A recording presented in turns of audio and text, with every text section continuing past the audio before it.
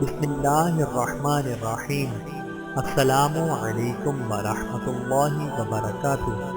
حضرت خفاف رضی اللہ تعالی عنہ بن ایما کا قبول اسلام۔ حضرت خفاف کے والد ایما بنی غفار کے سرداروں میں تھے۔ خفاف کے گھر میں بہت ابتدا میں اسلام کی روشنی پھیلی، چنانچہ ہجرت سے بہت پہلے حضرت ابوذر غفاری کی دعوت پر خفاف اور ان کے والد ایما مشرف پر اسلام ہوئے، اور وہ غفار کے مسلمانوں کی امامت کرتے تھے۔ مشہور دشمن اسلام ابو سفیان کو خفاف کے اسلام کی خبر ہوئی تو بولا، رات بنی کنانہ کے سردار بے دین ہو گیا۔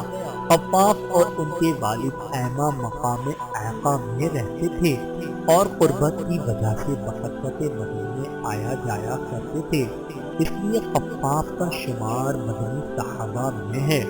سن 6 ہجری میں جب حضور صلی اللہ علیہ وآلہ وسلم عمرۃ القضاء کے لیے نکلے اور مقام ابوا میں قیام فرمایا تو ایما نے خفاف کے ہاتھ 100 بکریاں اور 2 بار تشتر دودھ نظر بھیجا۔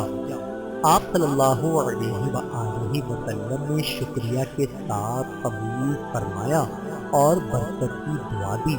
حضرت خفاف رضی اللہ تعالی عنہ پر اللہ رب العزت کی کروڑوں رحمتیں نازل ہوں، آمین ثم آمین۔